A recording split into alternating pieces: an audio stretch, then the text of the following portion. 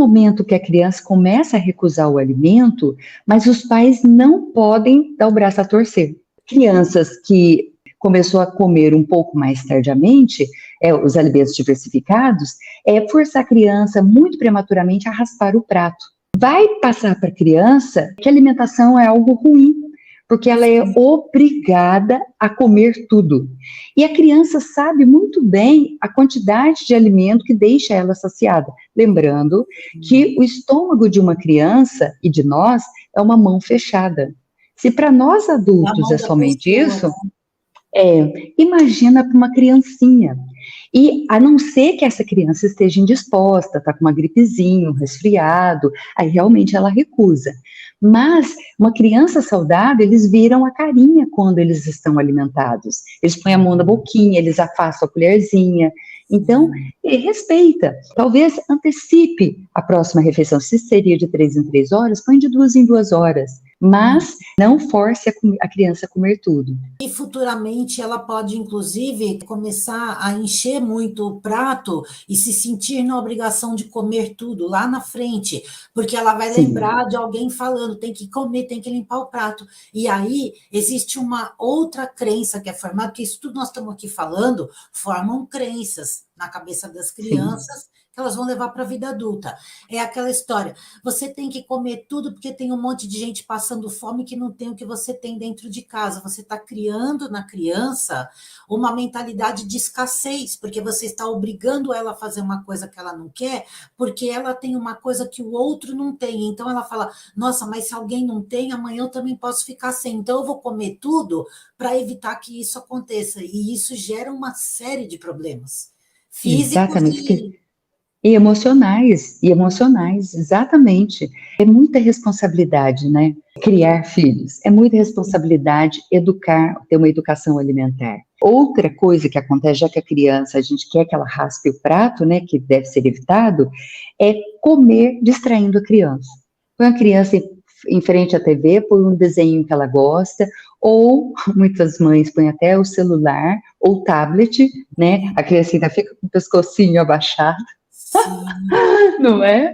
E a mãe vai empurrando a comidinha ali. A criança é uma esponja nessa fase introdutória alimentar. Está na fase da observação, da degustação, de observar, né, os sabores e cores.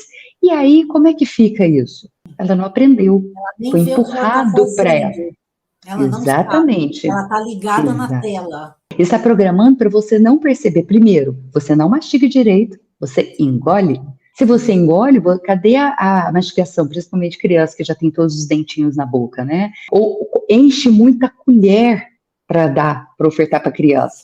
Aquelas baita daquelas colheres que a criança, aí que ela mastiga mesmo, né? O que acontece? Ela engole, porque ela não tem capacidade de mastigação. Me veio uma cena aqui na cabeça agora, quando você falou essa coisa de telas, que eu vejo muito acontecendo, né, em todos os lugares, na praia, né, no quiosque, em restaurante, em casa, aquelas mães que saem com o prato atrás da criança, dando a comida para a criança, onde a criança estiver, e ela, vem cá, e o filho sai correndo, ela vai atrás, e tem aquele estresse, e grita. Lugar de comer é a mesa, não é assim? A mesa, e de preferência até com a família. Quando a criança é muito pequena, faz-se necessário para essa introdução, para essa atenção às preferências alimentares. Por exemplo, as minhas crianças nunca toleraram beterraba. Coisa mais interessante, eu fiz de todas as formas possíveis, sabe? Amassadinha, misturadinha, separadinha, em palitinho, eles gospiam. Então, eu tentava colocar assim, cozinhar beterraba no feijão, eles recusavam feijão. Eu falei, mas que danado isso. Então, assim, nesse momento que você está com tranquilidade alimentando sua criança, você vai ver a preferência dela. Eu amo beterraba, por que meu filho não vai comer beterraba? Então, eu fazia, por exemplo, purezinho de batata com beterraba, não comia. Então, separa, tem um tanto de coisa roxa. Então, é neste momento que a gente vai observar as preferências e outra coisa. É isso que você falou de sair correndo pela criança. Não, a criança recusou, espera o próximo horário, que é muito comum, né? A substituição do alimento salgado por outros alimentos. Quais são esses outros alimentos, Sô? Coisas fáceis da criança engolir. Iogurte, vitamina de frutas, exatamente. Às vezes Um até a intenção salgadinho, um Cheetos com vida. um biscoitinho de polvilho, mas o que que acontece? Que a criança, qual que é o recado que a criança vai entender? Comer comida salgada dá trabalho para a criança, porque tem carne, ela tem que mastigar. Tem vegetalzinho ali, ela tem que mastigar, tem que engolir, né? Às vezes, uma criança até na praia, a intenção dela, o foco dela, que chega uma fase que a criança é muito dispersa.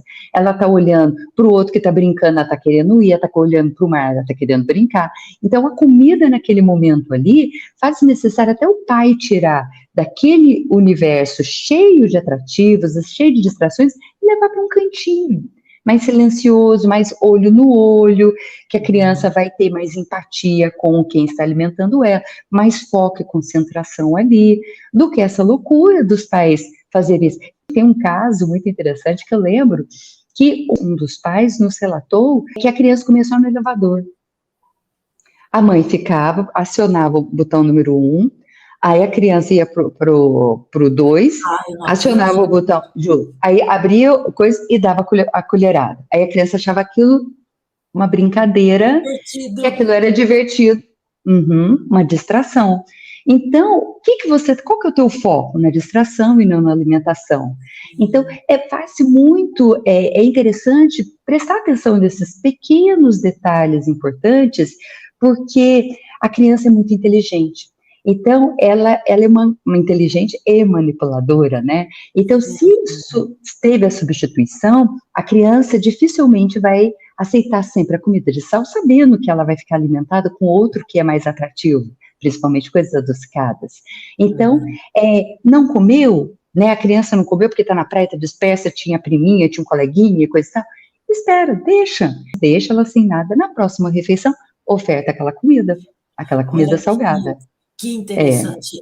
O médico lá atrás falou exatamente isso para minha mãe. Porque lá em casa tinha horário para comer, sentava todo mundo à mesa, mas ele falava: vocês sentaram, ela não quis comer, não tem essa de pegar o pratinho, colocar no forno e esperar a hora que ela tem fome. Você não quer comer? Só vai comer no lanche da tarde. Chegava no lanche, você não quer comer? Só vai comer no jantar. Isto. E a preocupação dos pais é a seguinte: meu filho vai ficar desnutrido. Meu filho está sem comer faz 12 horas, mas espera lá, teu filho tem reserva energética, sabe? Seu filho não vai enfraquecer ou adoecer, você está na fase de educação alimentar. E o mundo moderno faz com que as pessoas tenham muita pressa, né?